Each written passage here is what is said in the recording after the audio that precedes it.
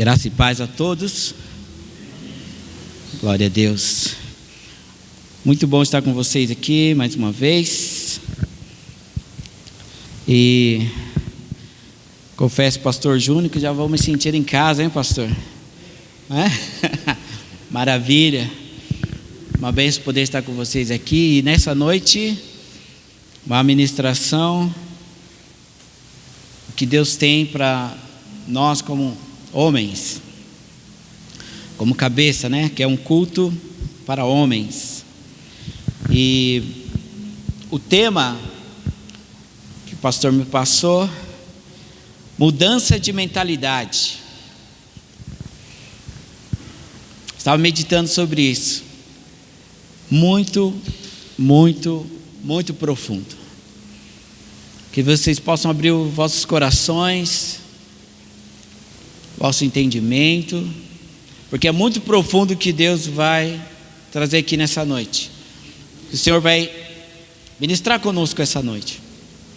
Sabe que a mudança de mentalidade vem de uma palavra chamada metanoia.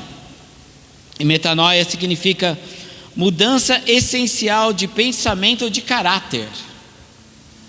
Então, mudança de mentalidade não tem a ver só com mente, tem a ver com caráter, com conduta. E também é transformação espiritual. Então ela muda não só pensamento, mas muda caráter. Mudança de mentalidade tem a ver com mudança de caráter. E mudança de mentalidade tem a ver com transformação espiritual, ou seja, valorização de essência daquilo que realmente vale a pena, daquilo que realmente fomos chamados e daquilo que realmente o Senhor tem como propósito para as nossas vidas. Amém, queridos? Mas eu coloquei não um tema, eu coloquei aqui um tópico. O tema é mudança de mentalidade, mas eu coloquei aqui renovar o entendimento. Tá? Então nós vamos falar sobre isso, sobre renovar o entendimento. Eu gostaria que vocês abrissem vossas Bíblias aí. No livro de João, Evangelho, né? João, capítulo 1.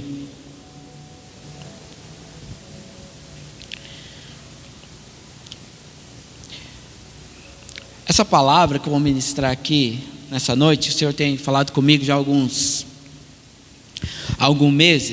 meses. Essa palavra não é minha, essa palavra é de um dos meus professores e mentores. No que diz respeito, estou estudando, né? No que diz respeito a Cristo e o Novo Pacto. É um homem de Deus, o apóstolo Gustavo Lara, e ele é da Argentina, e a gente está estudando já há um tempo. Mas só que essa palavra me pegou e tem mudado profundamente a minha vida e o meu entendimento acerca das coisas de Deus, acerca de Cristo e do propósito de Deus. E eu achei muito interessante, muito contundente para o tema dessa noite. Por isso que nós vamos aqui construir junto o que Deus quer, para nós nos apropriarmos dessa mudança de mentalidade, ou renovar o entendimento. Amém, queridos? Feche os teus olhos nessa hora, em nome de Jesus. A palavra do Senhor diz que o Espírito é quem nos ensinará todas as coisas. O Espírito não só nos ensinará, mas nos fará lembrar tudo aquilo quanto Jesus disse. E nós oramos nessa noite, ó Deus, para que o Teu Espírito nos leve às profundidades de Deus, para que o Teu Espírito nos leve a conhecer a Cristo, para que o Espírito nos leve a sermos edificados em Cristo, fortalecidos em Cristo, que possamos nos apropriar da vida de Deus que está em Cristo Jesus. Que nessa noite, Deus, cada servo Teu que aqui está, cada homem de família, cada pai, cada filho, cada servo do Senhor, cada ministro do Senhor aqui essa noite, possa se apropriar de uma mudança de mentalidade, mudando o seu caráter, mudando o seu comportamento, mudando, ó Deus, a visão que tinha sobre o reino, sobre a religião, e que possamos entender que Cristo é tudo em todos. Que assim seja, meu Pai, pedimos isso no nome que é sobre todo nome, é no nome de Jesus. Aleluia. João capítulo 1, eu quero ler 2 versículos. Eu quero ler o versículo 35 e 36. Evangelho de João, capítulo 1, versículo 35 e 36. Aleluia.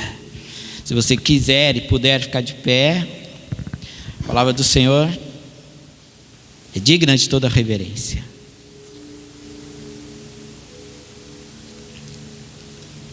Sabe por que a palavra do Senhor é digna de toda reverência? Porque a palavra do Senhor é Cristo. Ele é a palavra.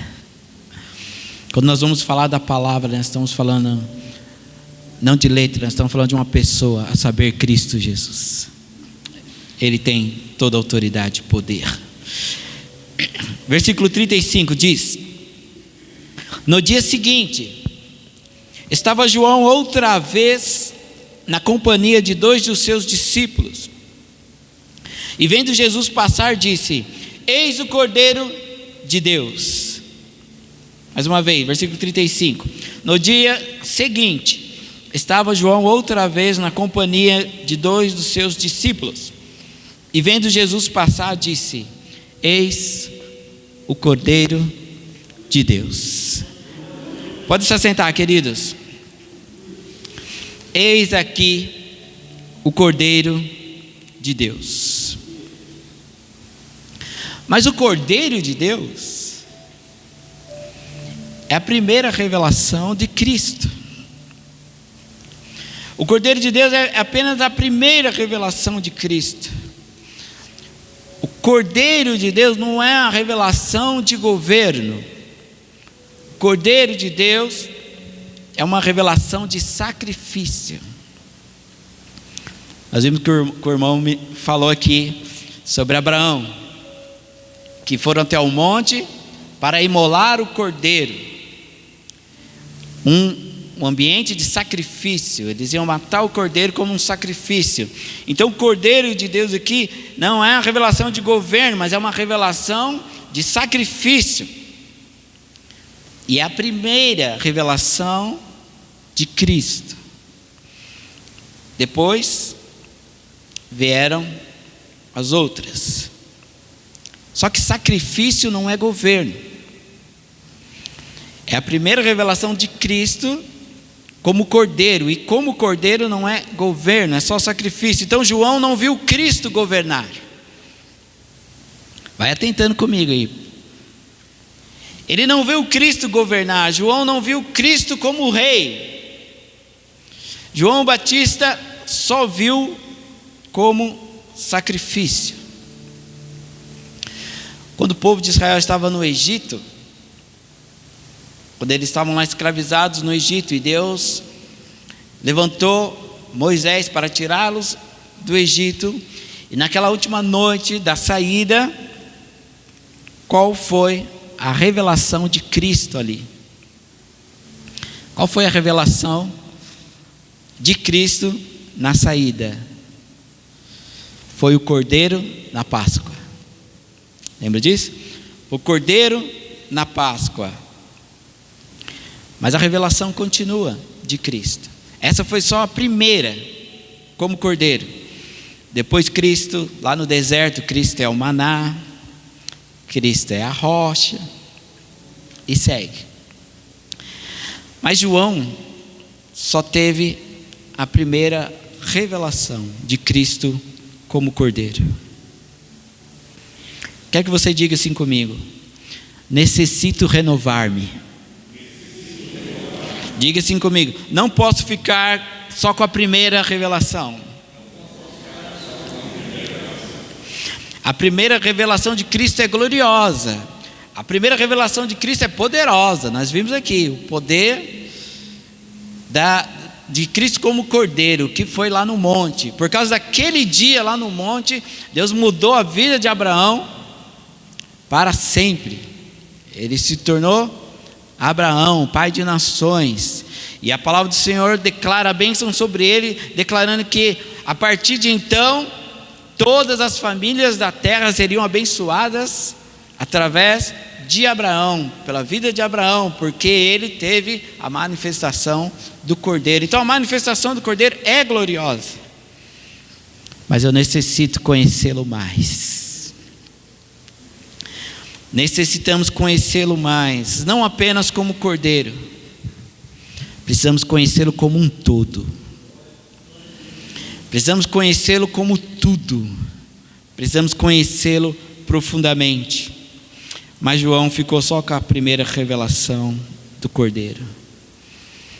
Abra comigo Mateus capítulo 11. Mateus capítulo 11.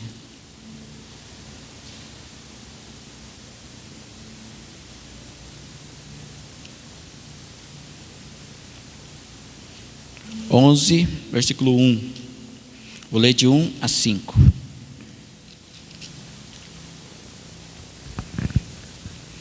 Quando vocês acham a Bíblia, você fala glória? Então diz aí, quem achou dá um glória. Amém. Versículo 1, capítulo 11, versículo 1, vou ler até o 5. Diz o texto: Ora, tendo acabado Jesus de dar estas instruções aos seus 12 discípulos, partiu dali a ensinar e a pregar nas cidades deles. Quando João ouviu no cárcere falar das obras de Cristo, mandou por seus discípulos perguntar-lhe: És tu aquele que estava para vir, ou havemos de esperar outro? E Jesus respondeu, disse-lhes: Ide e anunciai a João o que estáis ouvindo e vendo: os cegos veem, os coxos andam, os leprosos são purificados, os surdos ouvem, os mortos são ressuscitados, e aos pobres está sendo pregado o Evangelho. Aleluia. Até aqui por enquanto. Onde estava João nesse momento? No cárcere.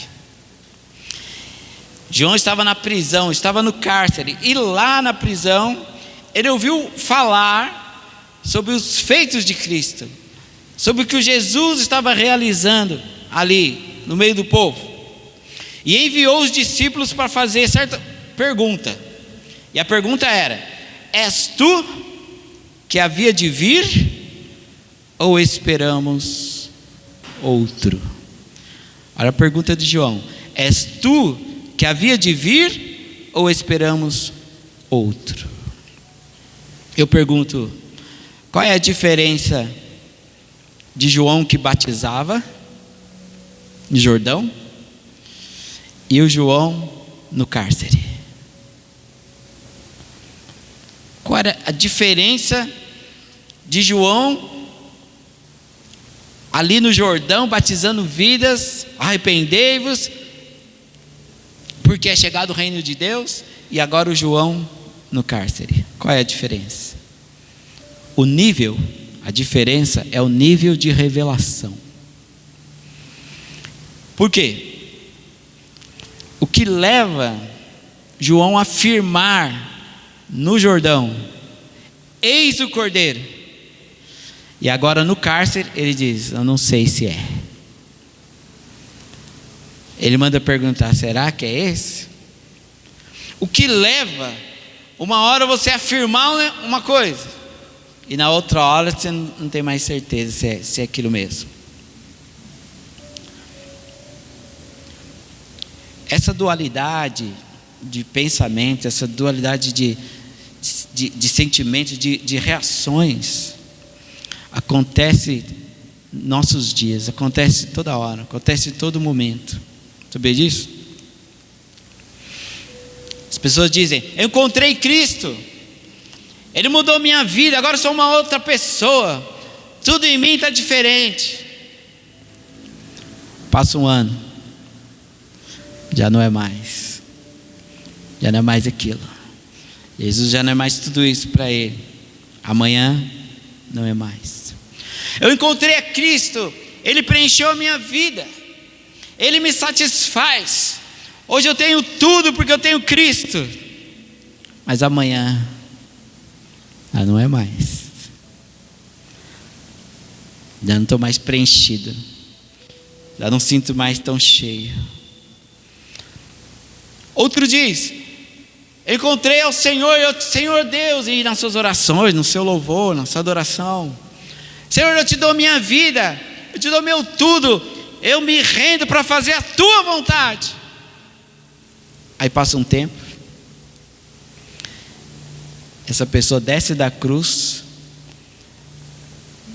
para seguir fazendo a sua própria vontade e não mais a vontade do Senhor. Isso a gente vê o tempo todo. Só para esclarecer, nós não estamos aqui para tecer uma crítica a João, né?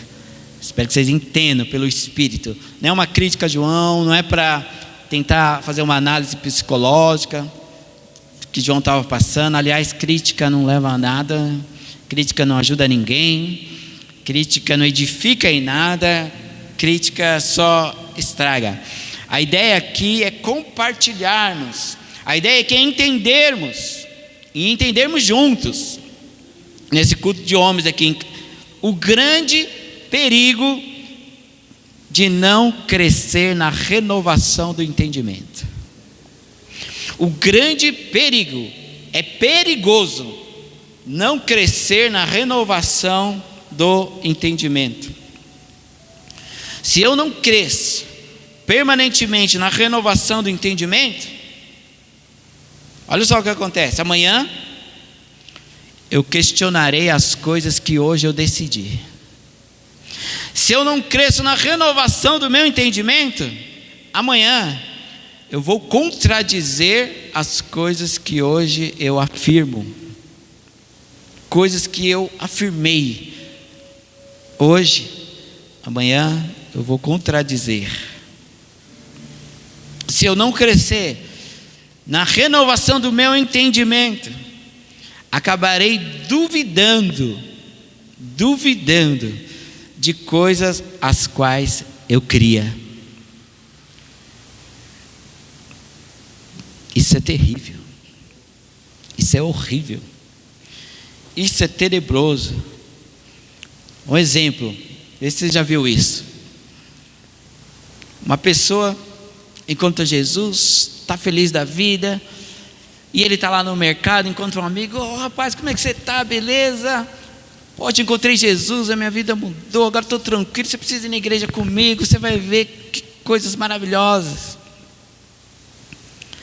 Passa um ano, ele não renovou sua mente, ele não renovou seu entendimento em Cristo, ele não renovou-se no conhecimento de Cristo.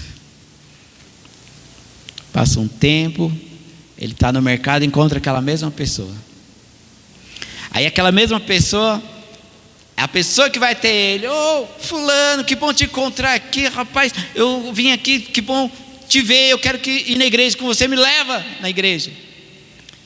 Aí ele vai dizer: sabe, eu não estou indo mais, eu não estou indo mais na igreja. E olha, que negócio terrível. O que aquela pessoa vai pensar? Ele vai pensar que a igreja é uma fraude. Ele vai pensar que a igreja é uma farsa. Ele vai pensar que a igreja é mentira. Agora, quem é o culpado? É Deus. Quem é o culpado? É Cristo. Quem é o culpado? É o Espírito. Quem é o culpado? A igreja? Não. O culpado é quem não se renovou o entendimento. A culpa é de quem não renovou o seu entendimento. Só que Satanás, ele usa disso. E quantas pessoas estão aí fora? Perdidas, distantes, por falta de renovação no seu entendimento.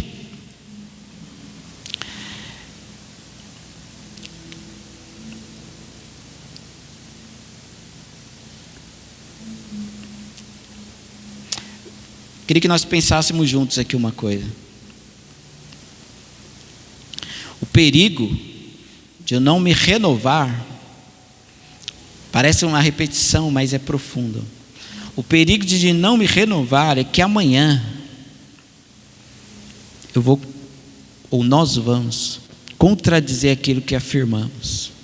Nós estamos aqui nos cultos, vou falar todo dia, mas significa todo culto, né? A gente está aqui todo dia no culto afirmando coisas. Afirmando Deus é grande, afirmando Deus é tremendo, afirmando Deus eu te louvo, afirmando Deus eu te dou minha vida, afirmando Deus eu me rendo para fazer a tua vontade. E o grande perigo de não renovar é que amanhã a gente pode contradizer tudo aquilo que estamos afirmando. Por isso a necessidade de renovar o nosso entendimento. Diga assim comigo: eu preciso renovar o meu entendimento. Aleluia. O que eu creio quando me renovo no entendimento, a diferença de eu não me renovar é que eu vou contradizer, é que eu vou duvidar, é que eu vou duvidar, eu vou ser incrédulo àquilo que eu criei. Agora, quando eu me renovo no entendimento, aí é diferente. Quando eu me renovo no entendimento, amanhã eu vou crer melhor. Aleluia.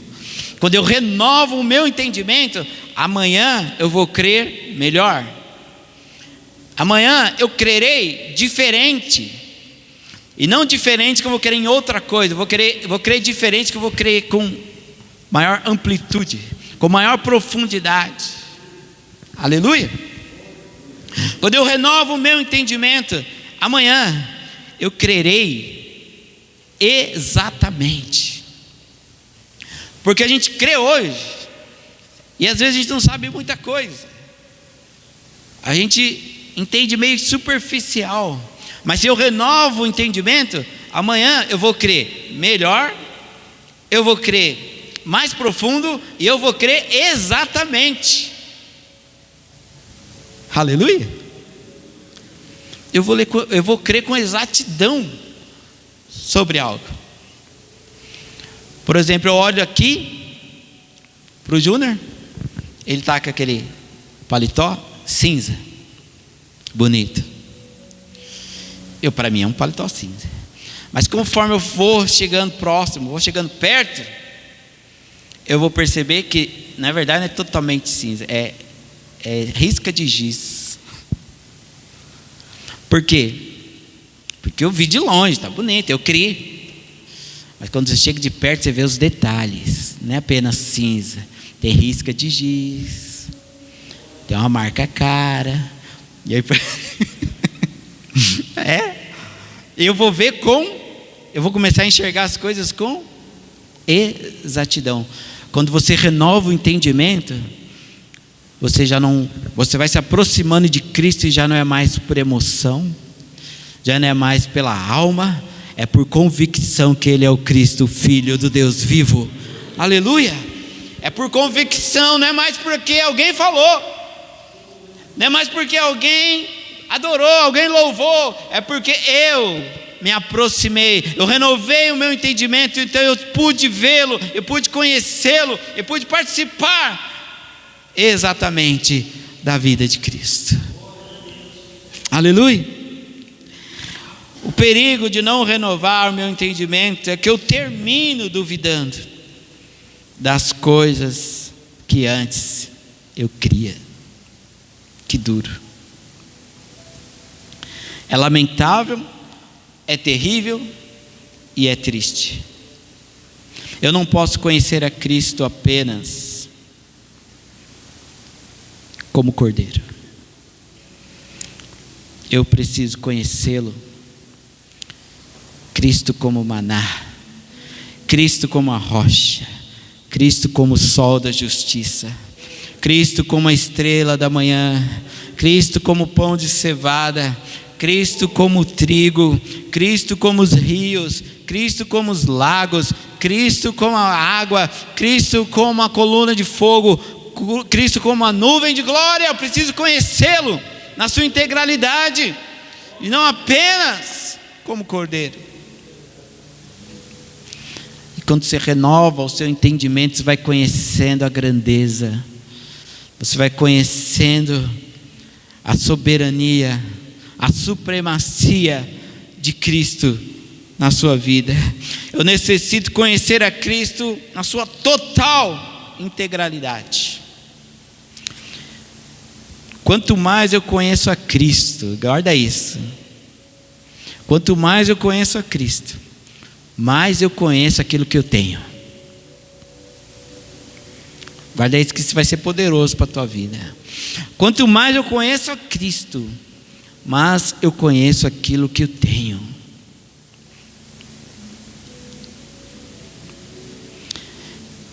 Eu ouvi algo interessante esses dias, que quando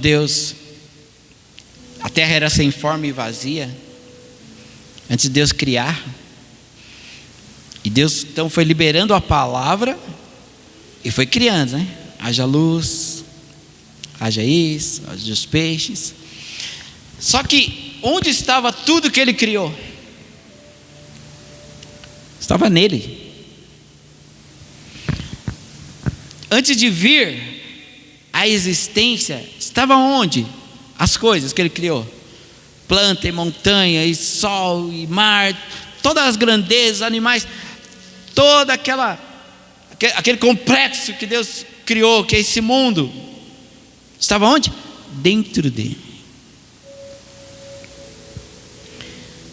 E a palavra diz que Deus amou o mundo de tal maneira que deu seu Filho unigênito, o Deus unigênito, para que esse Deus morasse dentro de nós. Então toda a grandeza de Deus está onde? Dentro de nós. Mas para se apropriar disso, você precisa conhecer a Cristo a cada dia. Quanto mais eu conheço a Cristo, mais eu conheço aquilo que eu tenho. Quanto mais eu me aproximo dele, mais eu vou entendendo o que eu tenho e o que eu sou em Cristo Jesus. Aleluia. É interessante que no Pentecostes, lá em Atos dos Apóstolos, no início da igreja primitiva, no derramamento do Espírito Santo, eles foram cheios e tomados do Espírito, começaram a realizar a obra de Deus. E eles andaram com Cristo, eles estiveram com Cristo e começaram a crescer, conhecer o Cristo que habitava neles e começaram a manifestá-lo. E um dia eles chegam diante de um paralítico que estava na porta do templo pedindo esmolas. E os apóstolos chegaram e disseram para aquele paralítico: nós não temos a prata, nós não temos ouro, mas o que nós temos, nós te damos.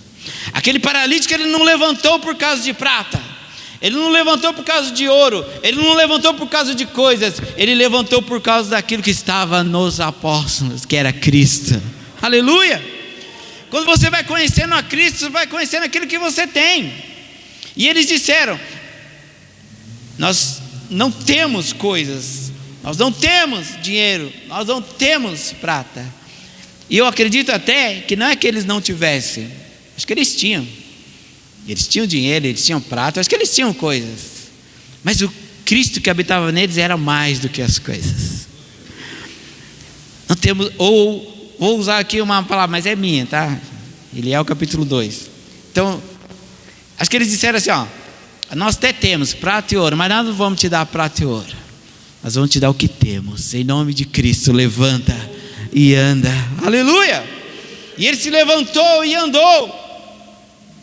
E saiu glorificando a Deus. Sabe o que eu penso da verdadeira evangelização? A verdadeira evangelização é quando nós reconhecemos que a nossa geração precisa daquilo que temos. Essa é a verdadeira evangelização. Não é falar por falar. Porque se eu não renovo o meu entendimento, foi o que nós demos exemplo aqui. Eu vou falar de Cristo para as pessoas e amanhã eu vou estar longe de Cristo. E amanhã eu não vou estar em Cristo. A verdadeira evangelização é quando você conhece, sabe o que tem. E aí você vai entender o que essa geração precisa. O que a geração precisa é aquilo que você carrega. É aquilo que você tem. Aqueles apóstolos disseram para aquele paralítico. E quantos paralíticos tem por aí? E nem sempre é um paralítico físico. É um paralítico emocional. Um paralítico de caráter.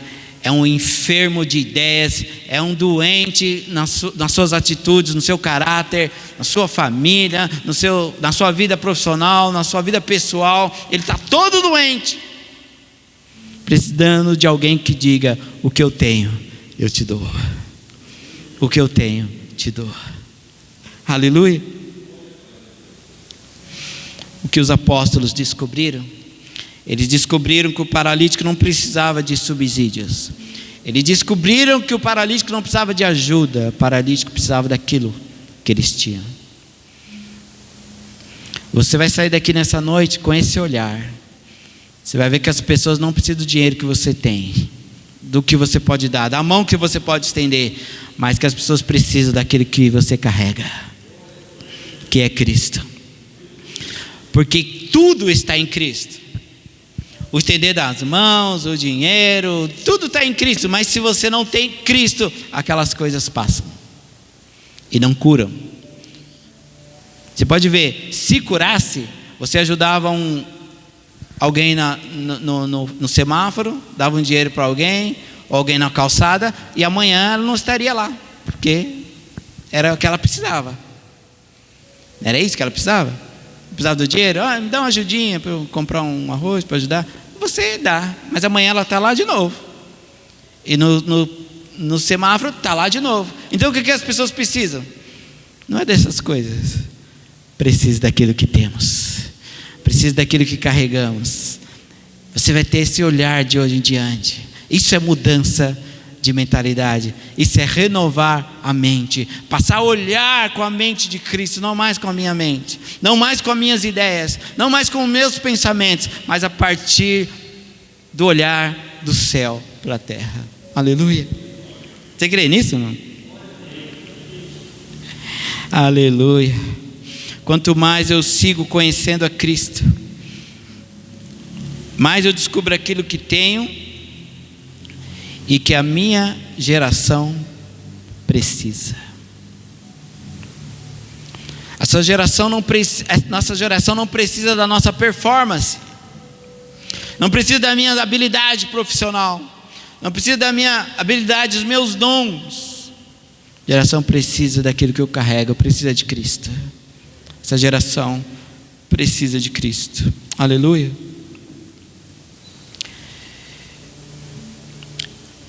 Olha isso. É mais fácil levar uma pessoa num culto do que resolver as pessoas no seu dia a dia. Por quê? Parece complexo, mas pastor, mas não vou levar no culto? Sim, vai segurando. É mais fácil levá-las no culto do que resolver o problema delas. Resolver à luz do que os apóstolos resolveram do paralítico. E dando para ele Cristo, dando para as pessoas Cristo, oferecendo às pessoas Cristo. Mas é mais fácil levar no culto. Por quê? Porque elas confiam no que o pastor tem. Em que sentido? Vai lá no culto, que quando o pastor te aconselhar vai mudar tudo. Vai lá no culto, porque quando o pastor orar, aí você vai ver. Vai lá no culto, Porque quando o pastor descer da plataforma e estender a mão assim, ó, vai ser poderoso. Ele vai tocar em você e vai mudar. E sabe o que isso cria na igreja? Uma dependência religiosa. Estão percebendo que o que é a mentalidade? Parece certo, mas não é certo. Parece certo, mas é prejudicial. Porque isso cria uma dependência religiosa. Como assim? Cria porque a pessoa já não depende mais de Cristo, depende da oração do pastor. A pessoa não depende mais de Cristo, depende do estender a mão. E sabe o que nós criamos com isso? A igreja se torna um tanque de Betesda. Você lembra desse texto? O tanque de Betesda? O que acontecia no tanque de Betesda? A Bíblia diz que havia um tanque em Betesda, e o anjo descia lá de vez em quando, e quem tivesse perto ou na água era curado das enfermidades. Então você imagina, havia uma briga, uma luta para quem chegasse primeiro no tanque, para ser tocado, para ser abençoado, para ser curado. Havia uma guerra. Por quê? Virou um culto às necessidades. E essa questão da dependência religiosa faz da igreja um tanque de Betesda, onde as pessoas vêm lutando para ver quem chega primeiro, para quem é abençoado primeiro, para quem toca primeiro. E se aqueles mais fraquinhos, mais desprovidos de força não conseguem, fica aquela choradeira. Ninguém ora para mim, ninguém intercede por mim. Eu queria tanto sentir o que aquele irmão está sentindo. A prosperidade parece que é de uma pessoa só no culto da Betesda. Parece que quem conta o testemunho mais vezes é sempre aquela mesma pessoa. Só ela que está rica e o resto está pobre, parece, no culto de Betesda.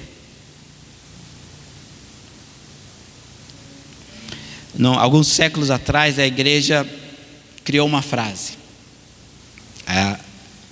Na era do cristianismo, criou uma frase: vá à igreja para chorar.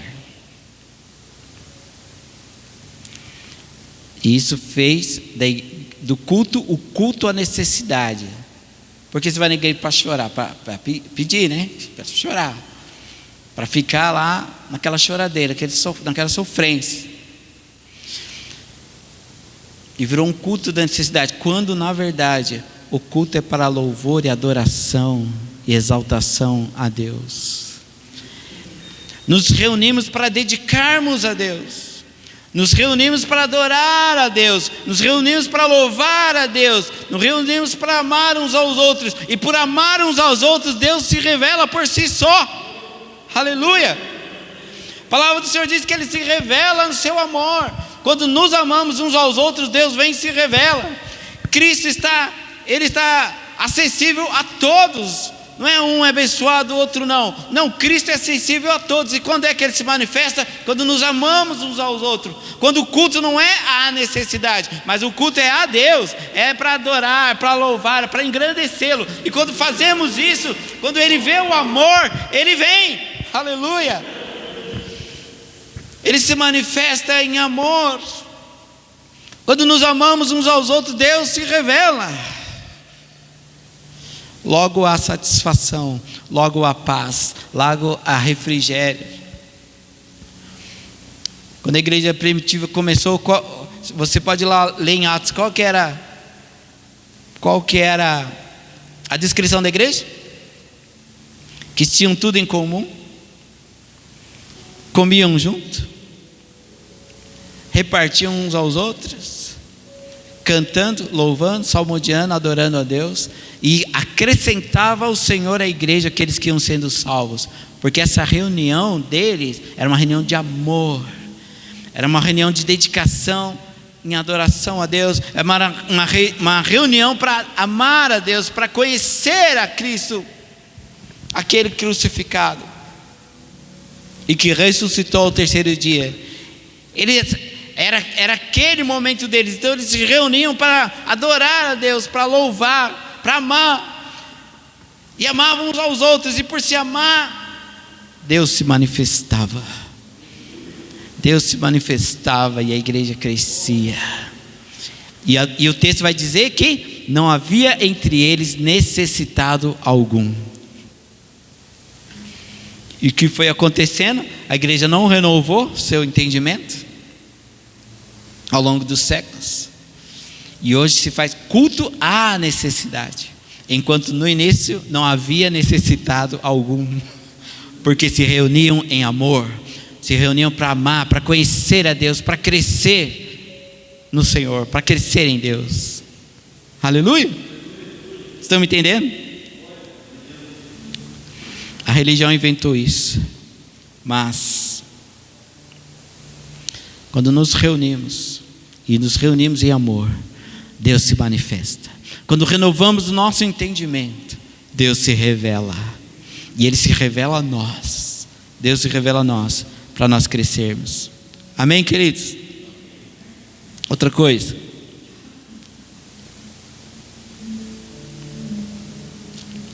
quero que você abra comigo.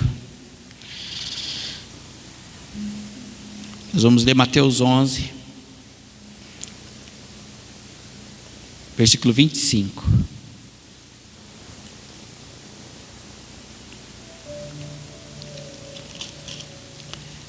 Estão entendendo? Glória a Deus. Mateus 11, 25. Quantos lembram da pergunta de João? És tu o Cristo ou esperamos outro? Não está aqui, nós vamos ler ainda. Eu estou perguntando para vocês. Vocês lembram da pergunta de João? És tu? Ele manda os discípulos ir lá perguntar: és tu ou esperamos outro? E ele estava onde? No cárcere. Agora preste atenção nisso. Ele diz: és tu ou esperamos outro?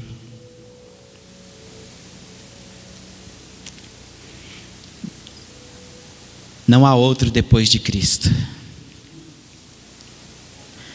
Depois de Cristo não há outro. E Cristo não é o segundo. Não tem um depois de Cristo. Não, Ele é o último. Porque depois de Cristo não tem mais nada. Aleluia. És tu ou esperamos outro? Depois de Cristo não tem outro. Depois de Cristo não tem mais nada.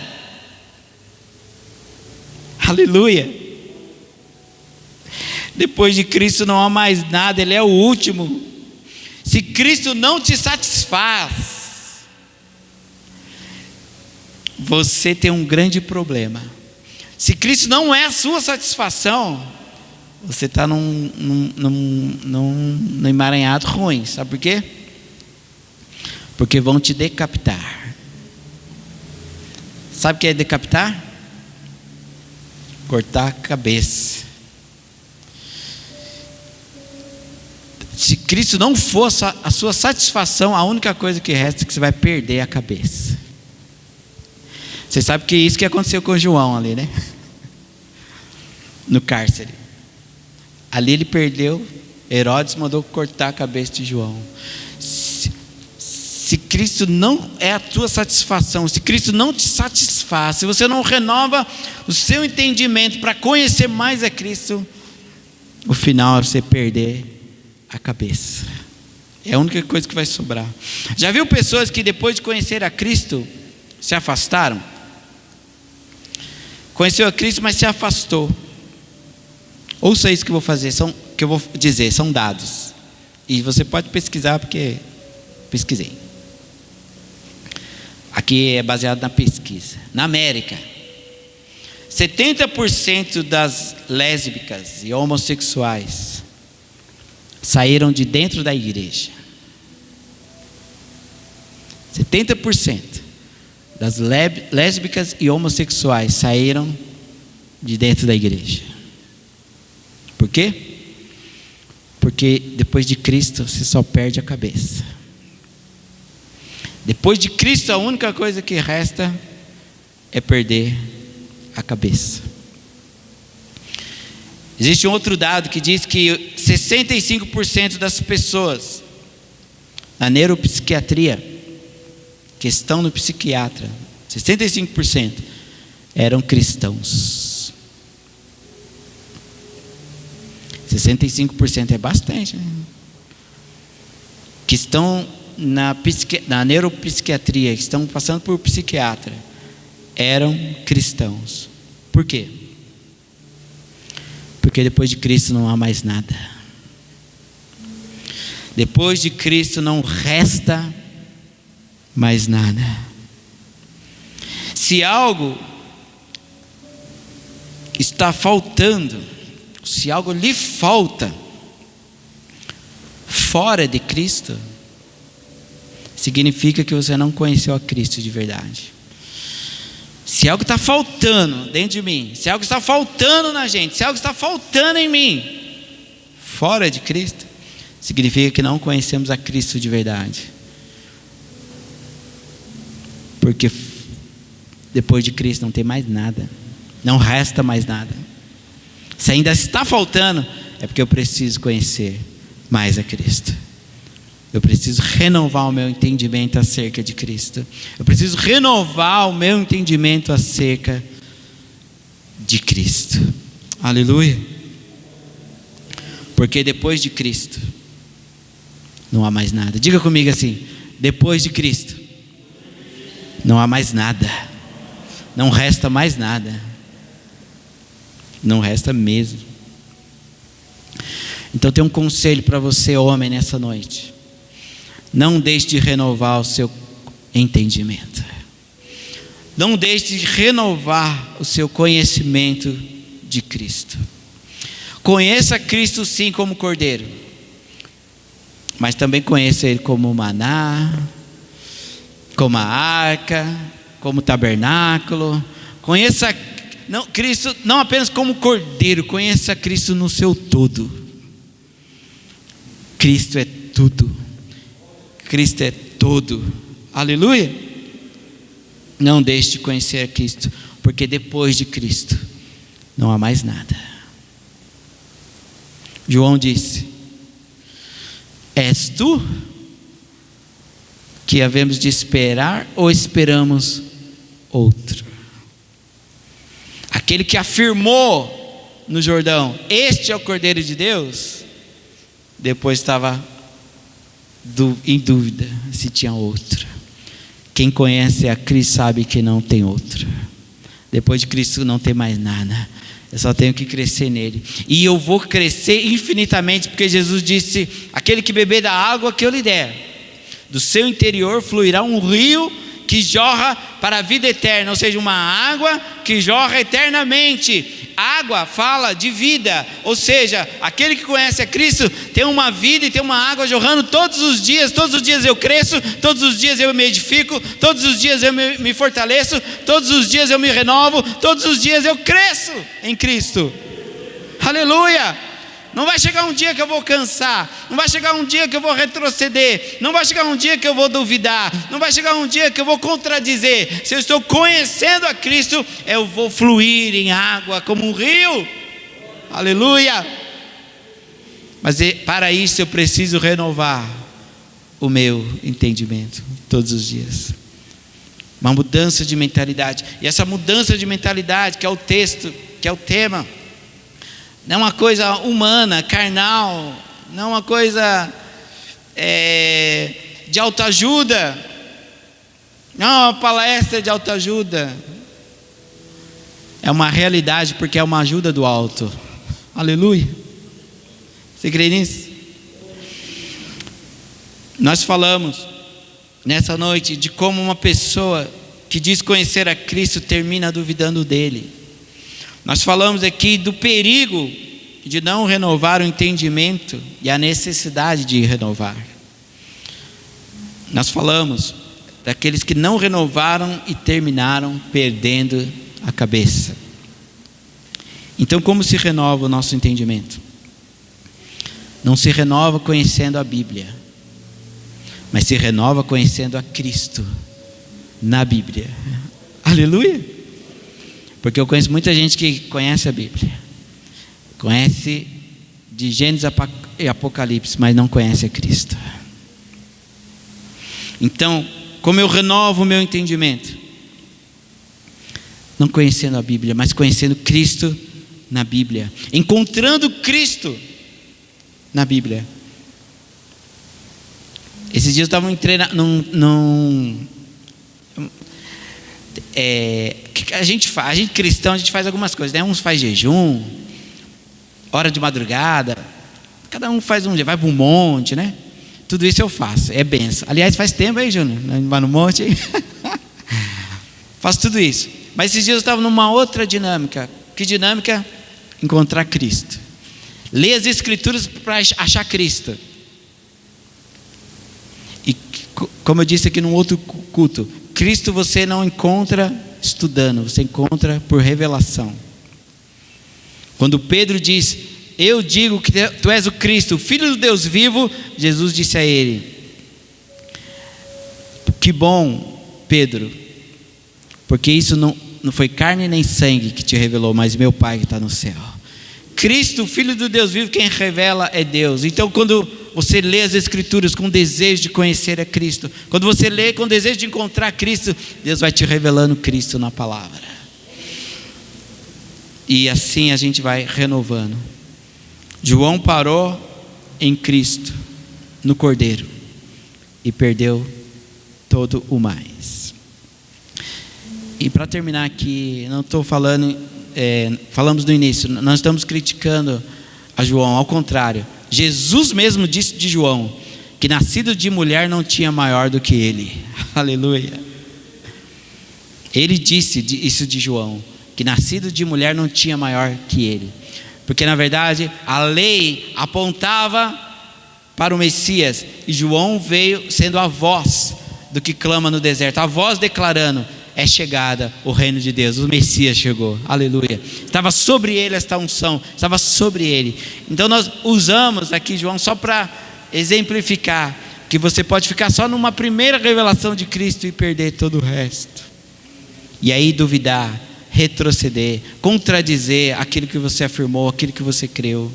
Por isso a necessidade de renovar o entendimento. João parou no Cordeiro e perdeu todo o demais. Essa noite vamos renovar o nosso entendimento e seguir conhecendo a Cristo. Amém, queridos? Homens de Deus, vamos ficar de pé em nome de Jesus. E eu quero orar nessa noite para você, por mim, pela nossa geração. Que Cristo não seja apenas um personagem da história, que Cristo seja uma realidade em nossa vida. Que Cristo não seja apenas um nome e uma letra num livro, mas Ele seja uma verdade falada e lida dentro de mim. O apóstolo Paulo diz que nós somos carta lida pelos homens. O que significa uma carta lida? A carta chega numa determinada casa, a pessoa vai abrir e vai ler o que o remetente escreveu. Cristo é a carta que Deus escreveu e colocou dentro de nós. Quando as pessoas lerem a carta, vão ler Cristo, que o remetente mandou. Nós somos a carta lida. Não é que as pessoas vão ler a nossa vida, o Eliel, as virtudes do Eliel, o caráter do Eliel, não. Se eu vivo a vida de Cristo, as pessoas vão ler Cristo através da minha vida. As pessoas precisam ler Cristo através da sua vida. porque nós não existimos mais.